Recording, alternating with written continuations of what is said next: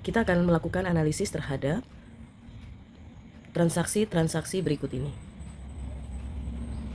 Tanggal 1, dibeli barang dagang dari toko Hairan sebesar 1 juta. Berarti pembelian bertambah di debit.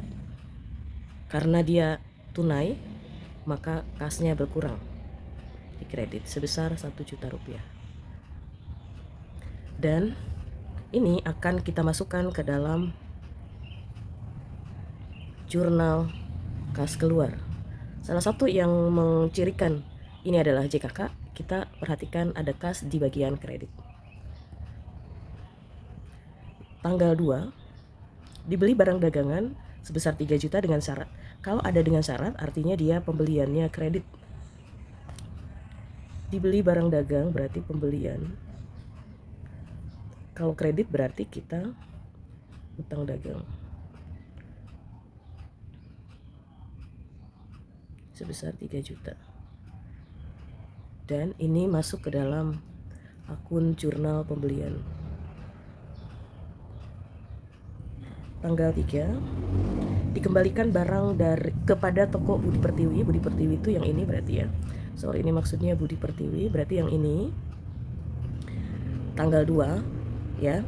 Nah, karena kita mengembalikan, coba kalian perhatikan analisis yang sudah dibuat. Di debitnya kan ada pembelian, di kreditnya ada utang dagang. Di debitnya ada pembelian, di kreditnya ada utang dagang. Pada saat dikembalikan sebesar 750.000, otomatis utang dagang yang ini akan berkurang. Sehingga kalau utang dagang mau berkurang, dia kita tempatkan di bagian debit. Sekali lagi, karena utang dagangnya akan berkurang, maka dia akan pindah ke bagian debit. Jadi kalau kita tulis utang dagangnya berkurang ya. Tadinya dia di kredit, yang ini sekarang pindah ke debit sebesar 750.000. Jadi utang dagang berkurang di debit. Di bawahnya karena dikembalikan, di bawahnya adalah retur. Retur apa? Retur pembelian, karena di sininya pembelian. Jadi retur pembelian dan potongan harga bertambah kredit sebesar sama 750.000. Nah, kalau ada retur seperti ini, dia akan kita masukkan ke dalam jurnal umum. Tanggal berikutnya, dibayar pembelian 2 Oktober kepada toko Bumi Pertiwi. Nah, kita punya toko yang sama yang dimaksud ini dan ini. Kalau kita buatkan buku besarnya, tanggal 2, ini yang tanggal 2, ini kan ada utang dagang. Utang dagangnya 3 juta, ini tanggal 2. Kemudian tanggal 3, utang dagangnya yang ini berkurang. Utang dagangnya berkurang sebesar 750.000. Nah, pada tanggal 6, status utang dagang ini kalau kita buat di sini, dia ada 2.250.000 ya. Nah, ini status utangnya. Sehingga yang harus kita bayar adalah yang ini, 2.250.000 gitu. Tapi kita lihat kembali tanggal 2, tanggal 2 ini ada syarat pembayaran yaitu 2/10. Karena kita bayarnya tanggal 6, kita beli tanggal 2 kemudian kita bayar tanggal 6, maka itu masih termasuk ke dalam 2/10. Sehingga 2/100 atau 2% dikali 2.250.000. Ini yang kita buatkan. 4.500 gitu ya. Jadi 45.000. 45.000 adalah potongannya. Sehingga yang kita tuliskan di sini adalah tanggal 6 dibayar pembelian, berarti kan utang dagang, kas, dan potongan pembelian. Utang dagangnya kita ambil yang ini, 2.250.000. Kasnya kita ambil yang ini dulu nih, 45.000, dan kasnya adalah sisanya. Jadi sisanya itu kita hitung ya.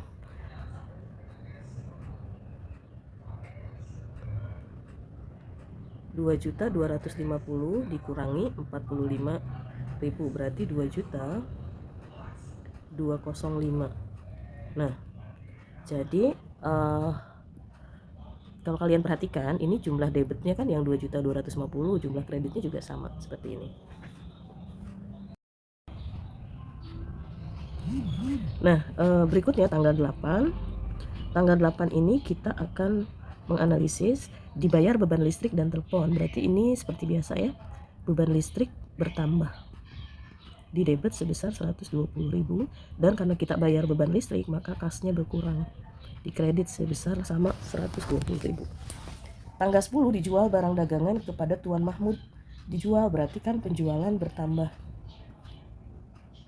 di kredit. Di debitnya apa? Di debitnya karena tidak ada keterangan tunai atau kredit, maka kita tulisnya piutang dagang bertambah di debit sebesar 300.000 rupiah.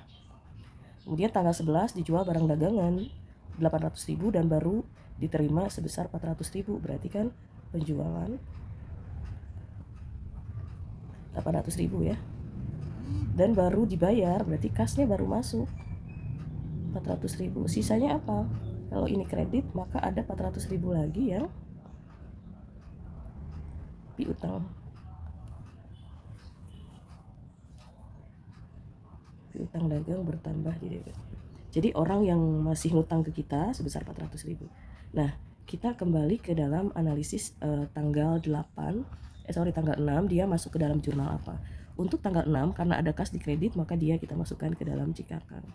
Tanggal 7 kas di kredit kita masuk ke dalam JKK. Tanggal 10 kita masuk ke dalam jurnal penjualan. Tanggal 11 kita masukkan ke dalam jurnal kas masuk. Analisis berikutnya untuk tanggal 14. Tanggal 14 dibeli barang dagangan dari PT Sentosa dengan syarat. Berarti pembelian bertambah di debit. Dibeli barang dagangan dengan syarat berarti utang ya. Utang bertambah di kredit sebesar 3 juta rupiah. Nah, ini akan masuk ke dalam jurnal pembelian. Tanggal 18 dijual barang dagangan dengan syarat. Berarti penjualan piutang dagang. Ini bertambah juga 3 juta rupiah, dan ini akan masuk ke jurnal penjualan.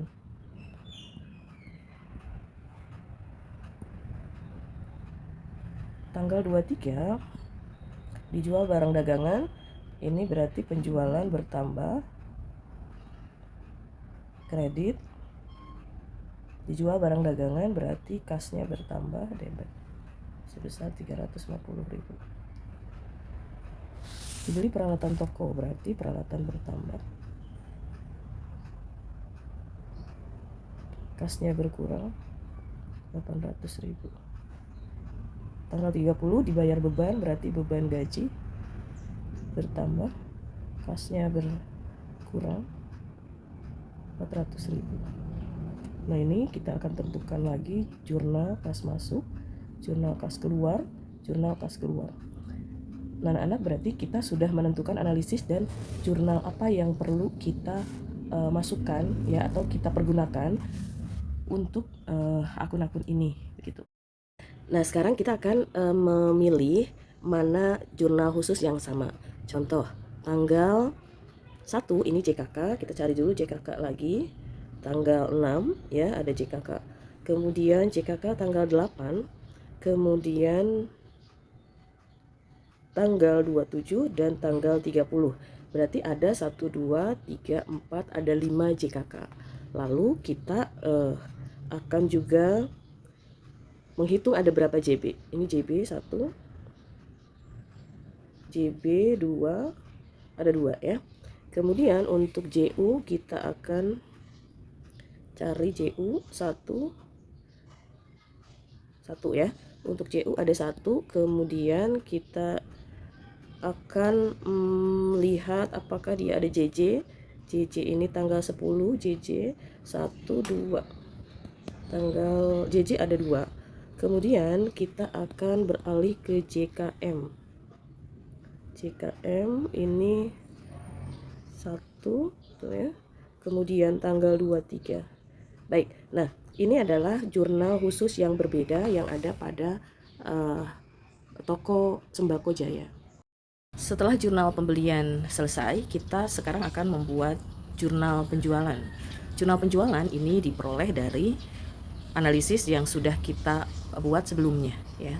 Analisis itu berfungsi untuk membantu kita ketika kita pertama kali belajar dari analisis dari transaksi tersebut, kita akan memasukkan ke jurnal apa ya gitu. Artinya analisis itu bisa saja tidak dibuat kalau kita sudah dari soal, dari transaksi yang ada, kita sudah bisa memasukkannya ke dalam jurnal khusus yang dibutuhkan. Nah, sekarang kita akan memasukkan jurnal penjualan dari data analisis yang sudah dibuat terlebih dahulu. Pertama kita lihat dulu jurnal penjualan tanggal berapakah yang sudah kita buat ya. Nah, di sini ada tanggal jurnal penjualan tanggal 10. Perhatikan isinya adalah piutang dagang, debit, penjualan, kredit. Isinya adalah piutang dagang dan penjualan dengan nilai 300.000 gitu. Piutang dagang dan penjualan tanggal 10. Kemudian ada lagi jurnal penjualan, ini tanggal 18. Ini isinya juga sama, piutang dagang dan penjualan dengan harga 2 juta rupiah. Cuma ada 2, jadi kita akan memasukkannya ke dalam jurnal penjualan. Oke, kembali lagi ke sini, tanggal 10 piutang dagang penjualan 300.000. Ini ya. Tanggal 10 kita akan memasukkan Oktober 10. Jadi berapa? 300.000. Jadi kita simpan di sini 300.000. Kenapa ya di sini tuh tidak ada nama akunnya gitu ya. Nah, jadi kalau di dalam jurnal penjualan, di dalam tabelnya tidak ada nama akunnya piutang dagang dan penjualan, itu artinya bahwa di debit ini inilah dia piutang dagang dan di kredit ini inilah dia penjualan. Jadi auto. Bagaimana kalau misalnya kita mau membuat tabel yang isinya adalah di sini tuh kita tulis piutang dagang gitu ya, sementara di kreditnya kita tulis penjualan, itu boleh gitu ya, boleh. Artinya ditulis boleh, tidak ditulis pun tidak apa-apa. Jadi saya hapus dulu, tapi kalian tahu bahwa itu yang debit itu adalah piutang dagang dan yang kredit adalah penjualan. Lalu kita kembali ke tanggal 10, kita akan melihat keterangannya. Dijual barang dagangan kepada Tuan Mahmud gitu ya, Tuan Mahmud, dan tidak ada keterangan lain. Berarti kita tulis di sini Tuan Mahmud. Nomor buktinya tidak terlampir, syarat pembayarannya juga tidak ada. Ini kita ratakan sedikit gitu.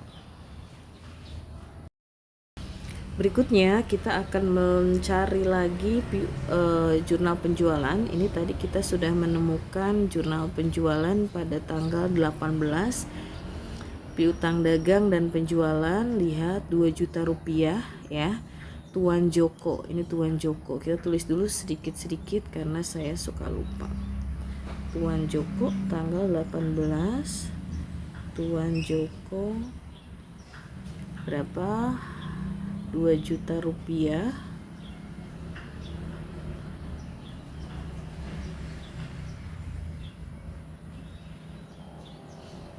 Kita rapihkan yang ini ya gitu.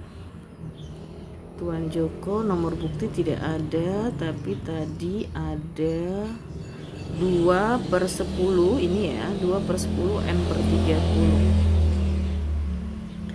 2/10 N/30 seperti itu. Nah, karena tidak ada lagi jurnal penjualan, maka kita akan membuat jumlahnya,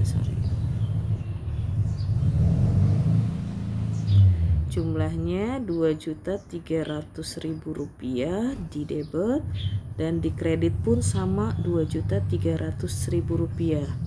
Ini artinya dia akan auto balance ya, antara debit ini piutang dagang, ini piutang dagang, dan